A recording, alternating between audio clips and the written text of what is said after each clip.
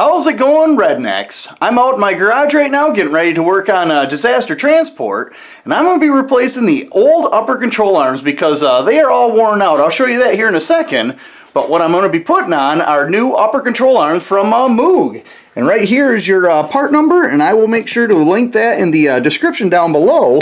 And the reason we are doing that is because if you take a look at the bushings, they are gone. This one is completely gone.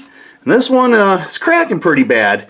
Now keep in mind, if you're going to be replacing this upper control arm, to take a look at your hardware first, because it is not going to come with your caster and camber adjusters, but it will come with the cotter pin and the castle nut. Now I've actually been soaking the hardware on this thing for about a week with PB Blaster, and hopefully this won't be a fight, because I know when I did these on Baja Bourbon, they fought me all the way. So with the tire off, everything open here, my next objective is to take the keys, loosen them up. I want to remove the anchors so there is no pressure on the torsion bar anymore, and then we can easily, hopefully easily, remove these upper control arms.